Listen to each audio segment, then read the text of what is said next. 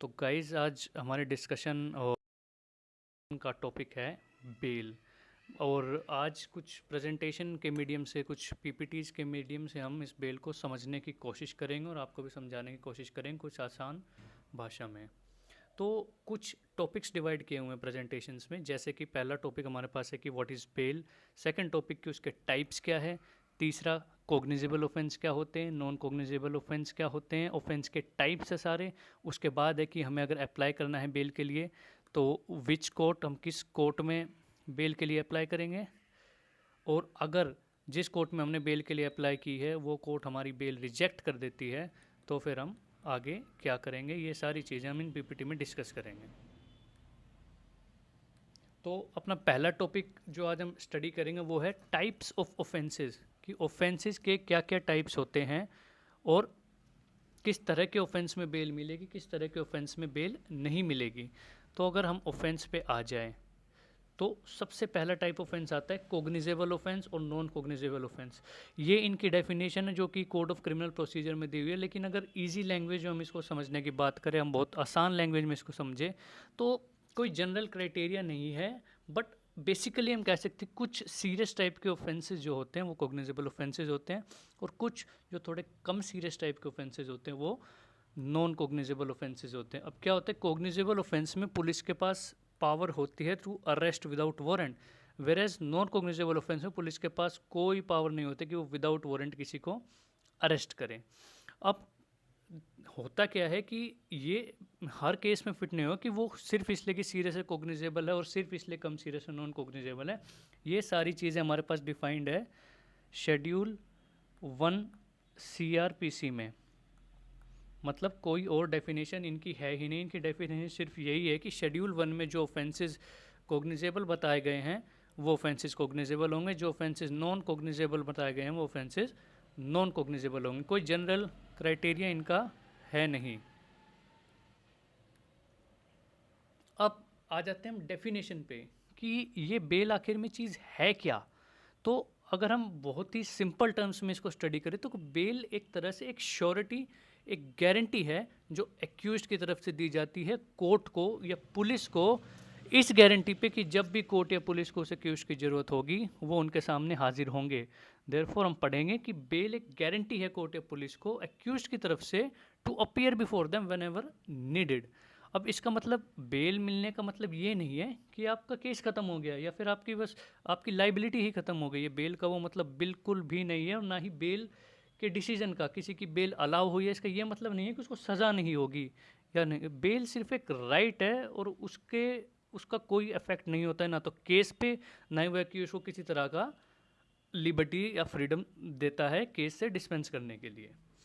अब लोगों का ये मानना है कि कुछ सीरियस जो ऑफेंसेस होते हैं उनमें बेल नहीं मिलती, नहीं ऐसा कुछ भी नहीं है। बेल हर केस में दी जा सकती है बाय द कोर्ट, और बाय द कोर्ट हर किसी केस में, चाहे वो कितना भी सीरियस हो चाहे नहीं हो। उसमें हम देखेंगे कि उसकी इन्वॉल्वमेंट क्या है, उसका रोल क्या है, उसका इंटेंशन क्या था। ये कुछ चीज़ें जो हम जज कंसीडर करते हैं बिफोर ग्रांटिंग बेल, लेकिन ऐसा कोई क्राइटेरिया नहीं है कि कोई ऑफेंस कोग्निजेबल है इसलिए उसमें बेल नहीं मिलेगी। बेल हर केस में मिल सकती है, वो डिपेंड करती है हर केस के फैक्ट टू फैक्ट पे। और बेल का जो प्रोविज़न है वो कानून में, हमारे आईपीसी सीआरपीसी में बेल का कानून दिया हुआ है। वो कानून इसलिए दिया हुआ है ताकि भारत के संविधान में जो हमारा लिबर्टी का प्राविधान दिया हुआ है उसको अपहोल्ड कर सके। तो वो सिर्फ एक प्रोविज़न है तो उस लिबर्टी को सेफगार्ड करता है।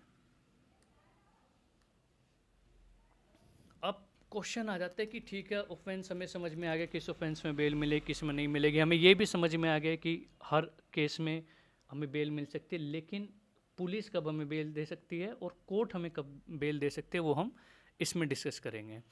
तो आता है, बहुत क्लियर है कि अगर ऑफेंस जो कमिट हुआ है वो नॉन कोग्निजेबल है और बेलेबल है तो हमें कोर्ट जाने की कोई ज़रूरत नहीं है। पुलिस के पास ही पावर होती है उस एक्यूज को बेल पे रिलीज करने के लिए। नॉन कोग्निजेबल ऑफेंस में बिना वारंट के पुलिस अरेस्ट नहीं कर सकती और पुलिस बाउंड है टू रिलीज एक्यूज को बेल पे।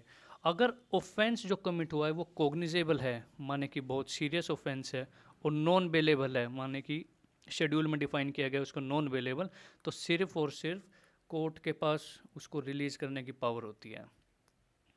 अब दिक्कत क्या है, नेचर ऑफ ऑफेंस और फैक्ट जो होते हैं वो हर केस के अलग होते हैं। तो हम एक जनरल रूल ला ही नहीं कर सकते कि इन पर्टिकुलर केसेस में बेल होगी, इन पर्टिकुलर केसेस में बेल नहीं होगी। हमारा मानना ये है कि बेल हर केस में हो सकती है, लेकिन बेल का होना या ना होना डिपेंड करता है उस केस के फैक्ट्स पर। Facts of a case are very important while deciding the bail. और दूसरी चीज़ ये है कि बेल का केस की मेरिट्स पे कोई असर नहीं होता है। बेल सिर्फ एक डिस्क्रिशनरी पावर है जज के पास, जो कि दी गई है सीआरपीसी में, कि किसी भी केस में चाहे वो कितना सीरियस हो, चाहे वो कितना नॉन सीरियस हो, जज के पास डिस्क्रिशनरी पावर है बेल अलाउ करने के लिए। अब इस स्लाइड में जो हम समझेंगे वो टाइप्स ऑफ बेल समझेंगे। तो टाइप्स ऑफ बेल अगर हम ब्रॉड टर्म्स में बात करें तो दो ही टाइप की होती है। एक बेल होती है एंटीसिपेटरी बेल, दूसरी बेल होती है रेगुलर बेल। एंटीसिपेटरी बेल जो होती है वो बेल तब दी जाती है जब एक्यूज्ड को अरेस्ट नहीं किया गया हो। इसका मतलब ये है कि जब एक्यूज्ड को अरेस्ट नहीं किया गया लेकिन एक्यूज्ड को ऐसा लगता है कि उसको पुलिस अरेस्ट करेगी, तो उस केस में वो ऑनरेबल कोर्ट के पास जा सकता है, जो कि कंपिटेंट है उसको ट्राई करने के लिए। बट एक कैच ये है कि एंटीसिपेटरी बेल जो लगेगी वो सिर्फ लगेगी सेशन कोर्ट में या फिर हाई कोर्ट में। एंटीसिपेटरी बेल कभी भी मजिस्ट्रेट कोर्ट में नहीं लग सकती है। इस चीज़ का खास ध्यान रखना होता है। अब दिक्कत क्या है कि एंटीसिपेटरी बेल, अग्रिम जमानत भी हम इसको हिंदी में बोलते हैं, उसका प्रोविज़न इसलिए है कि मान लो आपके खिलाफ किसी ने एफआईआर कर दी है और आपको लगता है कि पुलिस आपको अरेस्ट करेगी, तो पुलिस के अरेस्ट करने से पहले आप ऑनरेबल कोर्ट के पास जा सकते हो और एंटीसिपेटरी बेल के लिए अप्लाई कर सकते हो। जिससे क्या होगा, अगर कोर्ट आपकी एंटीसिपेटरी बेल अलाउ कर देती है तो फिर पुलिस आपको अरेस्ट नहीं कर सकती किसी भी सिचुएशन में। ये बहुत इम्पोर्टेंट बन जाता है एक राइट। दूसरी टाइप की जो हमारी बेल है वो है रेगुलर बेल। अब रेगुलर बेल क्या है, जब एक्यूज के खिलाफ एफआईआर हुई है, उसे अरेस्ट कर लिया गया है और वो कस्टडी में है, वो कस्टडी में है, तो उसको उस कस्टडी से रिलीज़ करने के लिए हम रेगुलर बेल लगाएंगे। जब एक बार एक्यूज को अरेस्ट कर लिया जाता है तो फिर उसका एंटीसिपेटरी बेल लगाने का राइट ख़त्म हो जाता है। तीसरी टाइप की जो बेल हमारे पास वो होती है डिफ़ॉल्ट बेल। डिफ़ॉल्ट बेल क्या होती है कि स्टेट्यूट्स में, यानी कि एक्ट्स में, कुछ एक्ट्स में क्लियरली डिफाइंड है, जैसे कि सीआरपीसी में डिफाइंड है कि अगर पुलिस 60 डेज़ या 90 डेज़ में, depending on the nature of offence, chargesheet या फाइनल रिपोर्ट फाइल नहीं करती है तो accused shall be released on automatic bell. यानी कि 60 या 90 दिन में पुलिस ने चार्जशीट फाइल नहीं की है तो ऑटोमेटिक बेल उसको मिलेगी, वो उसका राइट है और कोई भी कोर्ट उसको डिनाई कर ही नहीं सकती। दूसरी टाइप की डिफ़ॉल्ट बेल होती है जहाँ पे स्टेट्यूट्स में मेंशन्ड है, जैसे कि इस टाइम पीरियड में ट्रायल बिगिन नहीं हुआ तो एक्यूज्ड को ऑटोमेटिक बेल दे दी जाएगी। देयरफॉर कुछ स्टेट्यूट्स है जाकि आईपीसी के जो स्टेट्यूट्स हैं उनमें 60 टू 90 डेज़ का स्टेट्यूटरी टाइम है चार्जशीट फाइल करने के लिए, वेयर एज एनडीपीएस एक्ट अगर हम देखेंगे तो उसमें यही ड्यूरेशन ज़्यादा हो जाती है। तो ये स्टेट्यूट्स में डिपेंड करेगा और क्लियर लिखा है तो कोई भी कोर्ट उसको डिनाई नहीं कर सकती डिफ़ॉल्ट बेल के लिए। अब आ जाता है कि आपके खिलाफ एफआईआर हो गई है, आपको या तो एप्रीहेंशन है अरेस्ट होने का या फिर आपको अरेस्ट कर लिया है, तो बेल कहाँ लगाएंगे। देखो जनरली ये होता है कि जो ऑफेंस कमिट हुआ है, मान लो आप पर 302 का मुकदमा लगा है, तो जिस कोर्ट में वो ऑफेंस ट्राएबल है, मान लो ये ऑफेंस अगर कोर्ट ऑफ सेशन में ट्राएबल है तो फिर आपकी बेल भी कोर्ट ऑफ सेशन में ही लगेगी, मजिस्ट्रेट में नहीं लग सकती। अगर जो ऑफेंस कमिट हुआ है वो ट्राएबल बाय मजिस्ट्रेट कोर्ट है तो आपकी बेल मजिस्ट्रेट कोर्ट में लग सकती है। ये ज़रूर ध्यान रखिएगा, कोई भी ऐसा केस जिसमें कि case tribal court of session या हाई कोर्ट है तो फिर उसकी बेल मजिस्ट्रेट कोर्ट में बिल्कुल भी या उससे लोअर कोर्ट में बिल्कुल भी नहीं लग सकती। अब क्वेश्चन अरेज ये होता है कि हमने बेल एप्लीकेशन लगाई और वो बेल एप्लीकेशन रिजेक्ट हो गई है। ठीक है, हमने कोई बेल एप्लीकेशन लगाई, मानिए कि मजिस्ट्रेट कोर्ट में हमने बेल एप्लीकेशन लगाई और मजिस्ट्रेट साहब ने उस बेल एप्लीकेशन को रिजेक्ट कर दिया, तो हम क्या करेंगे? तो हम उससे जो नेक्स्ट हायर कोर्ट आती है, मजिस्ट्रेट कोर्ट से नेक्स्ट हायर कोर्ट आती है सेशन कोर्ट, हम वहाँ पर बेल अप्लाई करेंगे। और मान लो सेशन कोर्ट में वो बेल रिजेक्ट हुई है तो उससे हायर कोर्ट आती है हाई कोर्ट, हम उसमें अप्लाई करेंगे। और अगर हाई कोर्ट भी रिजेक्ट कर देती है तो आपके पास लास्ट ऑप्शन आता है सुप्रीम कोर्ट जाने के लिए सेम फैक्ट्स पे।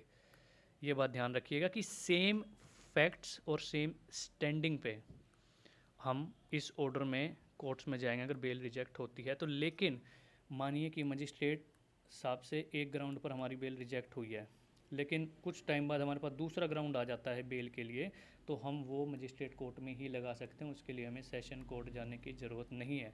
सेशन कोर्ट हम जब जाएंगे जब हमें सिमिलर ग्राउंड पे बेल चाहिए हो। तो ये चीज़ ध्यान रखिएगा। सर्कमस्टांस चेंज होते केस में, जैसे कि चार्जशीट फाइल हो गई तो वो चेंज सर्कमस्टांस है तो आप मजिस्ट्रेट में ही लगा सकते हैं। लेकिन सेम ग्राउंड पे अगर आपको बेल लगानी है तो वो नेक्स्ट कोर्ट में जाएगी। अब दिक्कत ये है कि मान लो आपने बेल लगाई है, आपकी बेल अलाउ हो गई है, तो क्या कोर्ट के पास पावर है आपके ऊपर रिस्ट्रिक्शंस लगाने की? तो इसका आंसर है जी हाँ, कोर्ट के पास पूरी की पूरी पावर है आपके पास आपके ऊपर, एक्यूज्ड के ऊपर रिस्ट्रिक्शंस लगाने की, जैसा उसको ठीक लगे। जैसा कोर्ट को ठीक लगेगा वैसे रेस्ट्रिक्शंस लगा सकते हैं। लेकिन अगर आपको कंप्लेंट है कि ये रेस्ट्रिक्शन कुछ ज़्यादा ही स्ट्रिंजेंट है, कुछ ज़्यादा ही आपकी लिबर्टी को हार्म कर रहा है, तो आप एक हायर कोर्ट पर उस ऑर्डर के खिलाफ, रेस्ट्रिक्शन के खिलाफ जा सकते हैं और प्रेयर कर सकते हैं कि वो पर्टिकुलर कंडीशन हटा दिया जाए, और उस कोर्ट के पास वो पावर है वो करने की। लेकिन जिस कोर्ट ने आपको बेल करी है वो कोर्ट आपके ऊपर कोई भी कंडीशन लगा सकती है और आपको उसके साथ अबाइड करना पड़ेगा। यदि आप वो कंडीशन जंप करते हैं, वो कंडीशन तोड़ते हैं, तो आपकी बेल कैंसिल भी हो सकती है और आपको दोबारा से अरेस्ट किया जा सकता है। तो ये कुछ कहानियाँ थी कि बेल कैसे मिलेगी, कहाँ मिलेगी, किसके पास मिलेगी। और अगर आपको ये वीडियो पसंद आई है, अगर आपको ये वीडियो अच्छी लगी, आपने इस वीडियो से कुछ सीखा है, तो लाइक कीजिए, शेयर कीजिए। और अगर आपको लगता है कि किसी और टॉपिक के बारे में बात करनी चाहिए और नेक्स्ट टॉपिक जिसके ऊपर वीडियो बनानी चाहिए वो कमेंट कर बताए, तो उस टॉपिक पर हम वीडियो बनाएंगे और कोशिश करेंगे कि लॉ को एक एक्चुअल लॉ से, सिर्फ इधर उधर की बातें करने से नहीं, एक्चुअल लॉ पॉइंट से लोगों को समझा पाए। Thank you for watching the video and like share and subscribe to the channel and please comment कि नेक्स्ट वीडियो हमें किस टॉपिक पर बनानी चाहिए। Thank you.